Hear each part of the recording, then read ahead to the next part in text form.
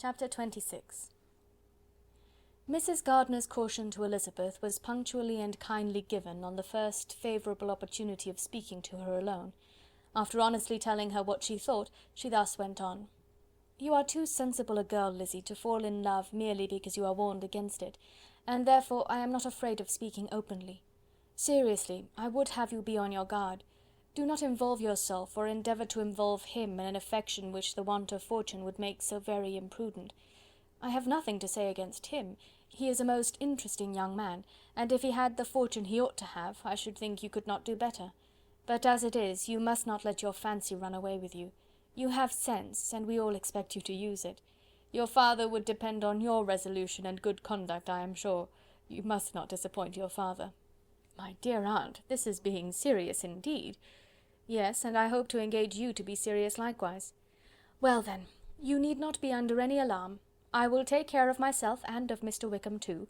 He shall not be in love with me if I can prevent it." "Elizabeth, you are not serious now." "I beg your pardon, I will try again. At present I am not in love with Mr. Wickham. No, I certainly am not.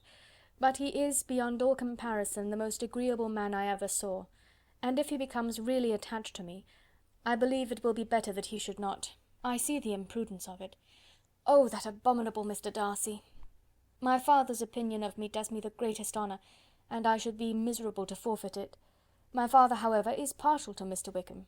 In short, my dear aunt, I should be very sorry to be the means of making any of you unhappy, but since we see every day that where there is affection young people are seldom withheld by immediate want of fortune from entering into engagements with each other, how can I promise to be wiser than so many of my fellow creatures if I am tempted, or how am I even to know that it would be wisdom to resist?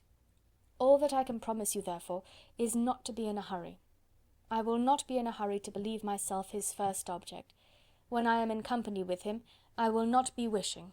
In short, I will do my best. Perhaps it will be as well if you discourage his coming here so very often. At least, you should not remind your mother of inviting him." "As I did the other day," said Elizabeth with a conscious smile. "Very true. It will be wise in me to refrain from that. But do not imagine that he is always here so often. It is on your account that he has been so frequently invited this week. You know my mother's ideas as to the necessity of constant company for her friends. But really, and upon my honour, I will try to do what I think to be the wisest. And now I hope you are satisfied." Her aunt assured her that she was, and Elizabeth having thanked her for the kindness of her hints, they parted. A wonderful instance of advice being given on such a point without being resented. Mr. Collins returned to Hertfordshire soon after it had been quitted by the Gardiners and Jane, but as he took up his abode with the Lucases, his arrival was no great inconvenience to Mrs. Bennet. His marriage was now fast approaching, and she was at length so far resigned as to think it inevitable, and even repeatedly to say in an ill-natured tone that she wished they might be happy.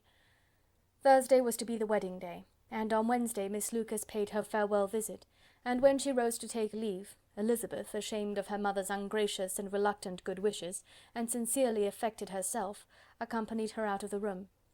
As they went downstairs together, Charlotte said, "I shall depend on hearing from you very often, Eliza." "That you certainly shall.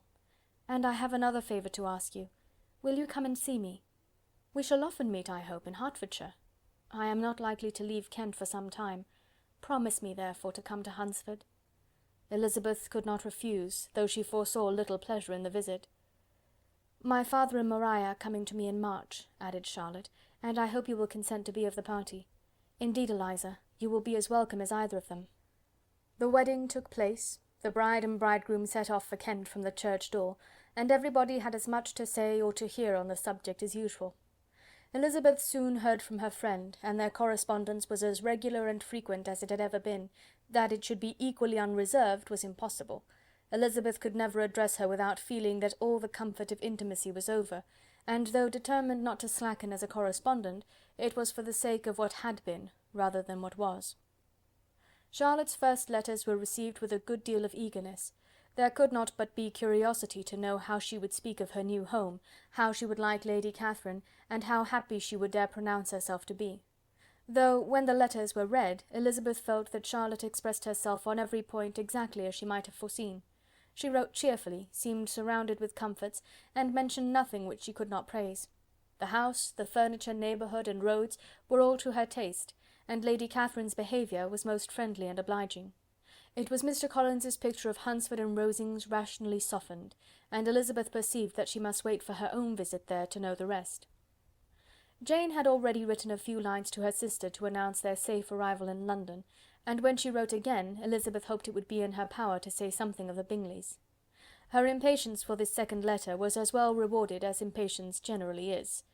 Jane had been a week in town without either seeing or hearing from Caroline. She accounted for it, however, by supposing that her last letter to her friend from Longbourn had by some accident been lost. "My aunt," she continued, "is going tomorrow into that part of the town, and I shall take the opportunity of calling in Grosvenor Street."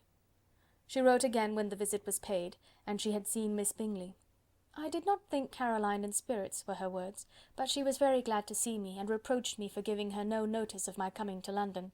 I was right, therefore, my last letter had never reached her. I inquired after their brother, of course. He was well, but so engaged with Mr. Darcy that they scarcely ever saw him.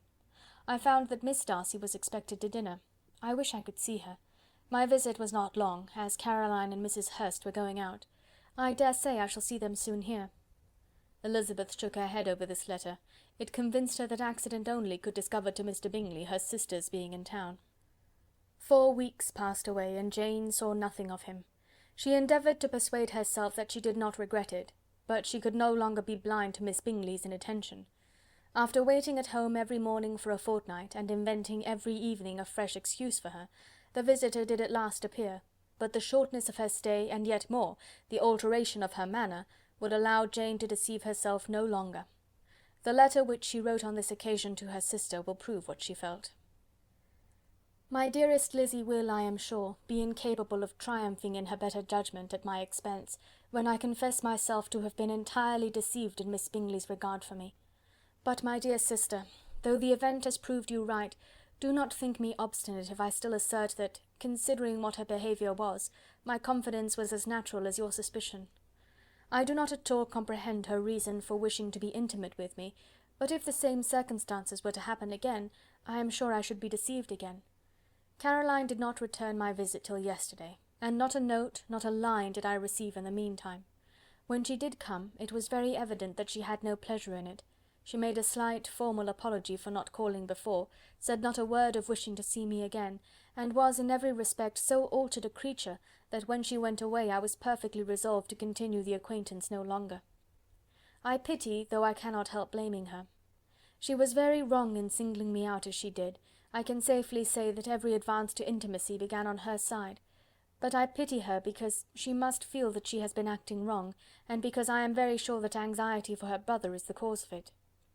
I need not explain myself farther, though we know this anxiety to be quite needless, yet if she feels it, it will easily account for her behaviour to me, and so deservedly dear as he is to his sister, whatever anxiety she must feel on his behalf is natural and amiable. I cannot but wonder, however, at her having any such fears now, because, if he had at all cared about me, we must have met long ago. He knows of my being in town, I am certain, from something she said herself, and yet it would seem, by her manner of talking, as if she wanted to persuade herself that he is really partial to Miss Darcy. I cannot understand it. If I were not afraid of judging harshly, I should be almost tempted to say that there is a strong appearance of duplicity in all this. But I will endeavour to banish every painful thought, and think only of what will make me happy, your affection, and the invariable kindness of my dear uncle and aunt. Let me hear from you very soon. Miss Bingley said something of his never returning to Netherfield again, of giving up the house, but not with any certainty. We had better not mention it. I am extremely glad that you have such pleasant accounts from our friends at Hunsford. Pray go to see them with Sir William and Maria. I am sure you will be very comfortable there. Yours, etc. This letter gave Elizabeth some pain, but her spirits returned as she considered that Jane would no longer be duped, by the sister at least. All expectation from the brother was now absolutely over. She could not even wish for a renewal of his attentions. His character sunk on every review of it, and as a punishment for him, as well as a possible advantage to Jane, she seriously hoped that he might really soon marry Mr. Darcy's sister, as, by Wickham's account, she would make him abundantly regret what he had thrown away. Mrs. Gardiner about this time reminded Elizabeth of her promise concerning that gentleman, and required information. and Elizabeth had such to send as might rather give contentment to her aunt than to herself. His apparent partiality had subsided, his attentions were over, he was the admirer of someone else. Elizabeth was watchful enough to see it all, but she could see it and write of it without material pain. Her heart had been but slightly touched, and her vanity was satisfied with believing that she would have been his only choice, had fortune permitted it. The sudden acquisition of £10,000 was the most remarkable charm of the young lady to whom he was now rendering himself agreeable, but Elizabeth, less clear-sighted perhaps in this case than in Charlotte's, did not quarrel with him for his wish of independence. Nothing, on the contrary, could be more natural, and while able to suppose that it cost him a few struggles to relinquish her, she was ready to allow it a wise and desirable measure for both, and could very sincerely wish him happy. All this was acknowledged to Mrs. Gardiner, and after relating the circumstances, she thus went on. "I am now convinced, my dear aunt, that I have never been much in love, for had I really experienced that pure and elevating passion, I should at present detest his very name, and wish him all manner of evil. But my feelings are not only cordial towards him, they are even impartial towards Miss King. I cannot find out that I hate her at all, or that I am in the least unwilling to think her a very good sort of girl. There can be no love in all this.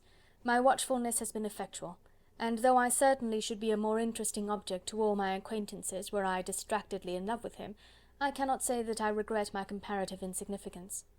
Importance may sometimes be purchased too dearly. Kitty and Lydia take his defection much more to heart than I do.